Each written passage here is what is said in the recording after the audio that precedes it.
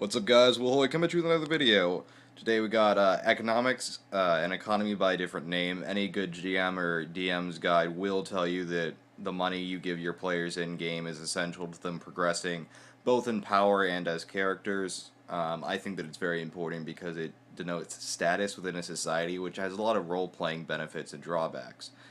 Now, what we're going to cover is a couple of different methods in-game, followed by a couple of out-of-game, real-world examples. I might even mix a few within the things, but here we go! Let's do this!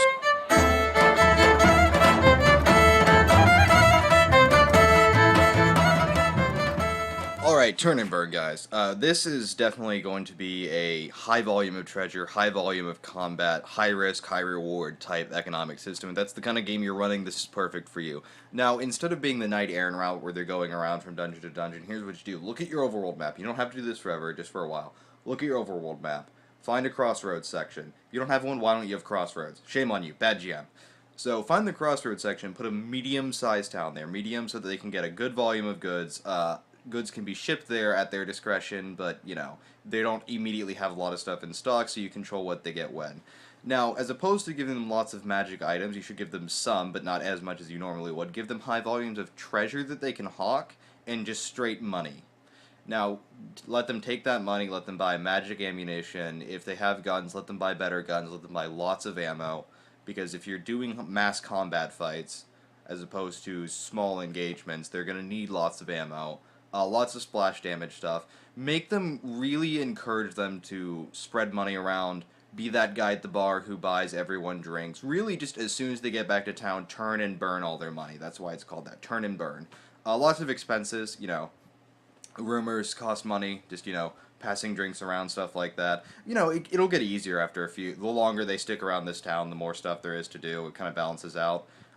You know, usually after the second or third adventure, they've got special status. Like, there are rooms set aside for them at the inn. If not, they basically own those rooms on the way to owning a house in that town if you really want to sell them in one area. You know, you can probably get them high-end books, furniture. People will special order stuff for them because they, you know, they're reliable. They get that special status. At local festivals and events, they probably eat at the mayor's table or the governor's table or whoever's table. Offer them lots of unique items, local stuff, local drinks, local trinkets. They're trying to sell the stuff because these are the rich guys who come to town every couple weeks.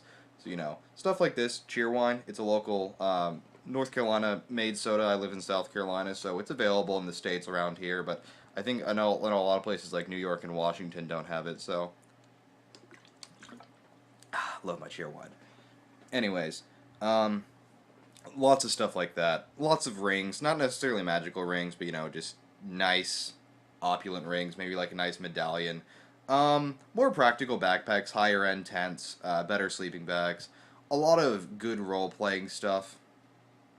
Maybe cane swords, stuff like that.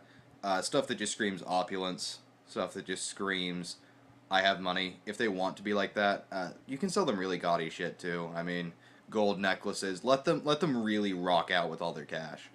But, you know, turn around, burn all the cash, spend it on expenses, spend it on ammo, spend it on gear, spend it on role-playing stuff. Let them role-play the hell out of having all this money. Then, when they burn through most of their cash reserves, send them off to another dungeon. Yeah, yeah, yeah, yeah, yeah, yeah.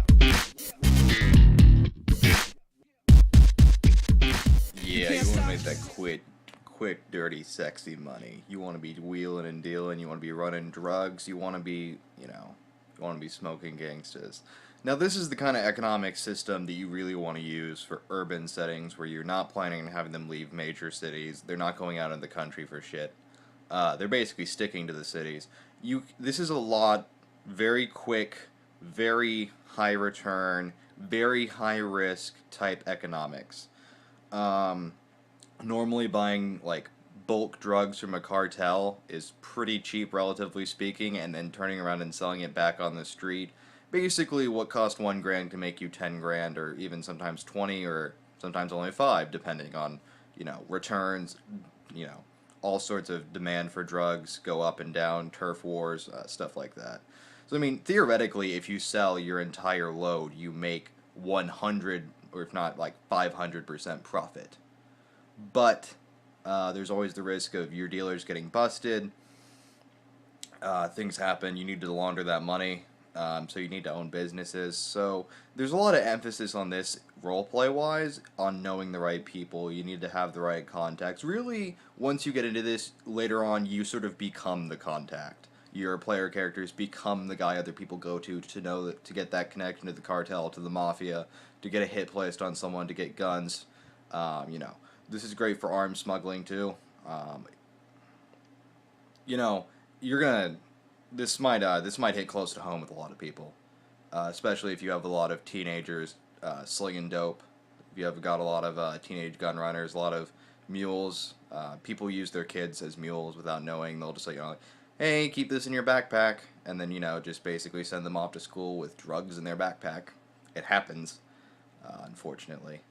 You know, and what you're really offering your players to really tempt this into this lifestyle if you want them to, is I have them go to a party where there's a lot of drugs and a lot of cash on a table, more cash than they've probably ever seen in one place in their entire lives, more cash than they're making as adventurers, just sitting on one table and it's all one guy's cash and there's a mountain of coke this big, and you know he's doing blow off of a hooker's ass, like crazy off the walls shit like that.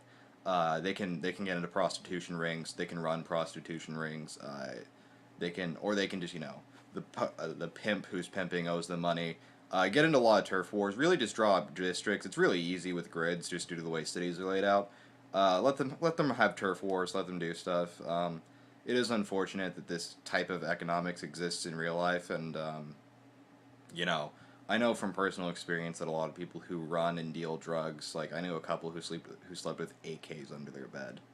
So, you know, I'm just glad I got away from that lifestyle. But hey, it's there if you ever want to role play it.